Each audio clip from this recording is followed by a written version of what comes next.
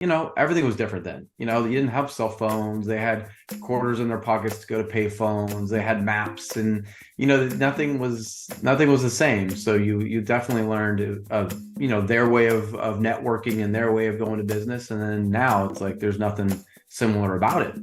But it's cool because integrity is integrity and character is character, and doing the right thing is the same. So you learn some pretty good things from those old school guys.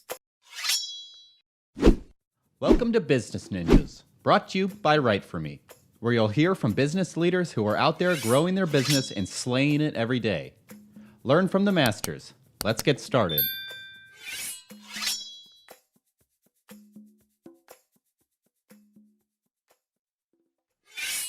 Hey everybody, welcome back for another episode of Business Ninjas. I'm here today with Jeremy Owens. He's the CEO at US Construction Zone. Jeremy, welcome to the show. Thank you so much for having me. Yeah, excited to have you. So Jeremy, why don't you start and tell us a little bit about yourself? Yeah, I am 3 generations in the remodeling industry. I own US Construction Zone as well as a remodeling company called 3 Generations Improvements. So my grandpa started in the industry in 1956, and my dad in the 70s, and myself in 2002. So it's been a wild, fun ride for me. That's fascinating. Tell me a little bit more about US Construction Zone and why it's been a wild ride for you. Yeah, it's kind of my side hustle, passion project, to be honest. I had the idea for years, but during COVID, I had a little time to develop it, and it really started out as another kind of network for construction executives. And it's kind of morphed into is more of an educational resource. So we do a podcast, we do a live show, we have a shop with construction gear.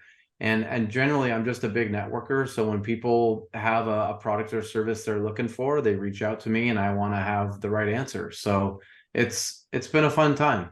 That's fantastic. And it Yeah. sounds like, during a tough time during COVID, it sounds like that was a great opportunity for you to build community and, pull in different I guess I'm going to say people that may have been really going through a difficult time through COVID. Yeah. Yeah. It was a good time to do it. We all had a little extra desk time, I think. So that was helpful for me to just kind of take my idea and start to run with it. I met some great startup people in the startup community that really helped me take it from my idea to formation. And so yeah, it was a great time to do it. And yes, our connection piece really lacked during COVID, and that was really where my idea started. Was I was at a conference years before COVID, and when we're all leaving the conference, it was a roundtable, right? We exchanged business cards, kind of all knowing that it's not something we're not going to stay in touch probably. But a gentleman from Nashville said, like, hey, I wish there was a better way for us to stay in touch through the year. And I was like, that's kind of rolled in my mind. And I was like, well, that would be a pretty neat idea to be able to continue that conversation, ask difficult questions, find mentors, like all the things that we really need in business, especially in construction. Yeah. And, in construction, credibility is such an important key to a successful business. So how do you make sure the people that are, in the network, connecting are credible?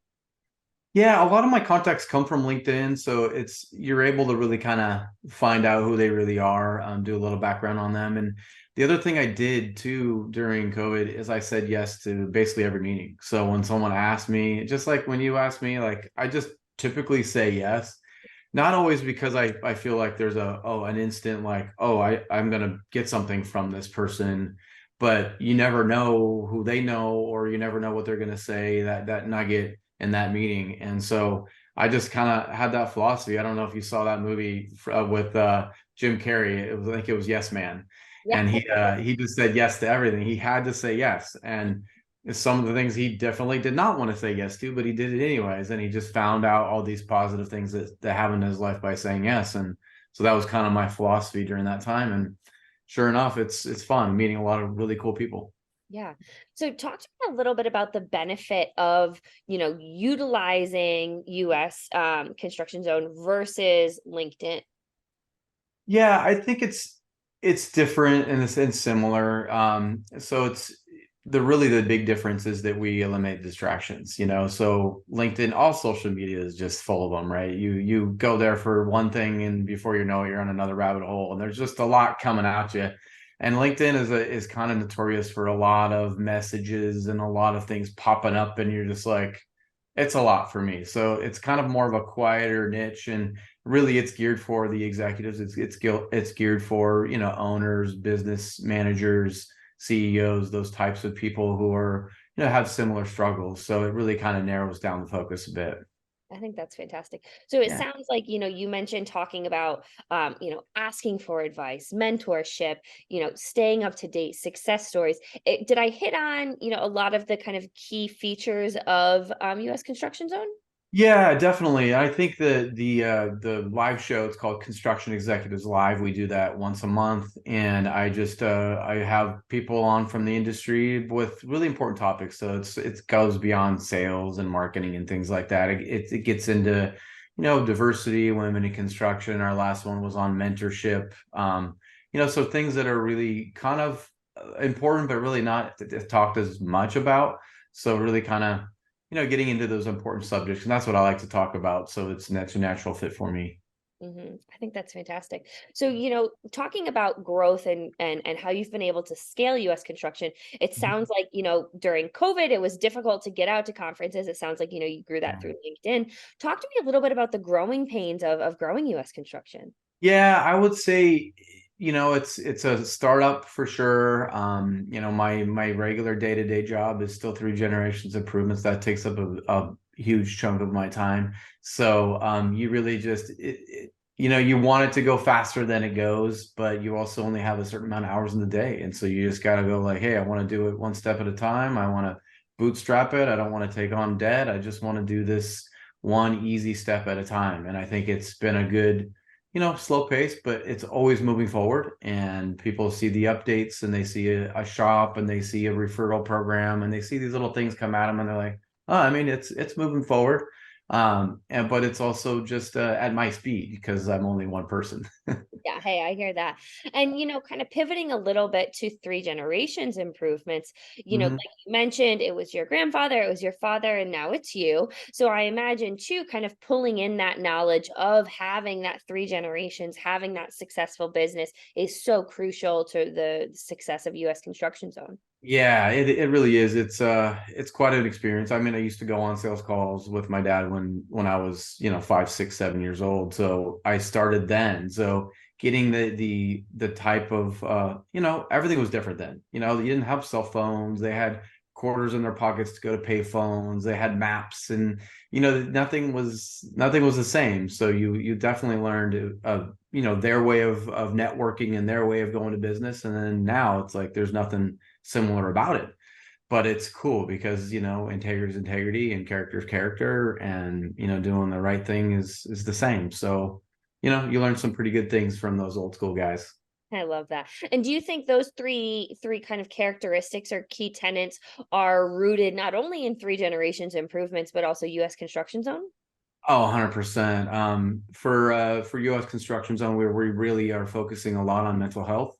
It's a huge struggle for our industry. We're number two in suicide rates, again, out of any industry, and it's been a big problem for our industry for a long time. And I have, family problems with that as well. So it's a definitely a marching order for us. But yeah, character, integrity, doing the right thing, pretty simple things, but you get what you give in life, and I think that's our philosophy with both businesses. Hmm. And, because talking about three generations improvements, COVID, I imagine, took a bit of a toll on the construction industry. So I'm curious to hear how not only three generations improvements adapted, because it sounds like you were able to really pivot the struggles there into US Construction Zone. Am I right? Yeah, yeah, it definitely gave me some time to put my thoughts down on paper and get that moving forward. For three generations, it was tough. Luckily, we were essential in our area, so we were able to keep working. We do exterior improvements, so we were able to keep moving. But it was tough because not everybody wanted to do work, not everybody wanted to really focus on their remodeling efforts at that point. But then there was a really weird thing that happened, and people were like, in their homes so much outside, looking at their house, going, crap, we might as well do this in lieu of vacations or whatever else they were going to do. So we found the remodeling industry kind of take off. We weren't expecting that, but that's what happened. And it kind of was a wild ride there for a good year or two. Wasn't always fun because we had a lot of supply issues and stresses in other ways. So it wasn't always a fun busy, but it was a wild busy for sure. Yeah, I've certainly heard from some of our clients talking about when, people are home and they're looking at the same, thing every day. And they're like, wow, this is not what I wanted to be. Yeah. That really is it a pivotal point for, them to say like, all right, I'm sick of this. Let's call three generations improvements. Let's make Yeah. change. Exactly. It's strange. Things like gardening, getting outside was something that, gardening went way off. People were, doing raised garden beds and there. So, when you're outside, maybe for the first time, you're spending times in different places and you start looking at things in a different way. And then you go like, crap, we really have some deferred maintenance going on here. And that's usually how it works. It's Yeah. like, and then they see it in the neighborhood and they're like, all right, it's time. So, Yeah, that's interesting. I'm uh-huh. curious, to pick your brain a little bit, not only three generations improvements, but also US construction zone. Do you tend to see trends in, certainly kind of the projects that people are doing, but then also too, kind of for US construction zone, you mentioned a focus on mental health. Do you see trends and kind of what's being talked about and addressed there? Yeah, it's unfortunately it was really slow to reach the masses. I would say in the last year or two is the first time most people had heard of it. So it's kind of a dirty little secret. Being ranked two for many years and decades in a lot of ways. People are like when they hear the news, they're like, "Wow, I really had no idea." It just was a really bad, I don't know, PR move. They really weren't pushing it out, but with the focus on mental health as a society, I think it was a lot easier to start talking about. Men have to get over their issues about being vulnerable and listening to things that are difficult, and just being willing to really ask others how they're doing, like really how they're doing, not just the fake how you're doing, like the really important things about life. And it's starting to come out, and I think it's important. It needs to happen, but it's going to be slow. Mhm. We're not quick to adapt. We still have a lot of old school, men being men type of scenarios where that is a difficult thing. And I get that, but if you want to help or move the industry forward, then it's got to be done. Mhm. I imagine too, with your expertise coming from the construction and home improvement background, tapping into that audience that may not necessarily, like you said, listen to podcasts or work on networking. Because they may feel, and I don't want to be stereotypical here, but they may feel as though people don't necessarily understand what it's like to work in the industry. So coming from you, who works in the industry, has been in the industry, for three generations, understands what it looks like start to finish, and can really be there and support with, maybe your own experiences and pulling in shared experiences from others to be able to say, let's open up this conversation because I'm a worker just like you. Yeah, I think it's always a better message when you're in the same position and humble, right? It's like you can't talk from any sort of pedestal. It's just like, hey, I'm in the grind and I'm in the trenches just like you. This is my struggle, and I'm guessing you have a similar one. So that's definitely how I approach it, and it comes off a lot better than being preachy or I've got the secret. I don't have any secrets. I'm a work in progress. That's the main thing. Yeah. Do you tend to see trends in specific industry or specific maybe specialties within the industry that engage with US construction zone? Um, I would say, the trends that, people who ingest the podcasts, live shows, things like that are usually a curious mind. Is similar to me, right? People who wanting to learn, you'll see a subject matter that maybe you want to learn more about, but maybe it's just like, hey, I'm just going to tune in. And so like it's people who really want to explore. And that's who I am personally. I like to ingest other podcasts. I like to find out new information, and I like to be, when I'm on the go, it's kind of nice to be learning as you go as opposed to just listening to music. I love them both, but it's definitely a curious mind for sure. Interesting. Kind of Mhm. pivoting a little bit, Jeremy, do you Yeah. tend to hear any common misconceptions that are significant? Maybe not necessarily about, mental health, but, maybe about construction or US construction zone. Do you tend to hear any common misconceptions? Does that spark anything in you when I ask that? Oh yeah, I mean, I'm a huge protector of the construction industry and the trades in general. I get really riled up when people talk about it being a lesser than industry, or for a certain type of person that didn't excel in school. I hate that. I went to college, I did the dime piece of paper thing, but honestly, it's not something I'm as proud of as I am in my businesses in construction. So there really needs to be a focus on the trades and just how happy people can be owning a business or being a part of the industry. You can make good money, but you also have a lot of pride that you can take with you. So I get all riled up if people get to say anything to the contrary. Do you have any advice for someone, who may be looking to start their own business in construction or pursue a career in construction? Yeah, I would say reach out and find a mentor. You can find them, in like a regular channel, like looking up mentorship. But you can also just find them by looking at LinkedIn, finding people that you like, who you want to aspire to be like, and ask them, because there's a lot of people who are willing to do it. And you really aren't going to get to that position of owning a business and being successful on your own, and you'll step in a ton of landmines if you do. So better to just get used to reaching out to people for advice. And if you do that young in your career, you're gonna thank yourself for sure. That's fantastic. Well, Jeremy, I think this has been a terrific conversation. As we start to wrap up, is there anything that you want to leave our listeners with, whether it be, an additional piece of advice, whether something about, US construction zone, three generations improvements, anything you want to leave our listeners with?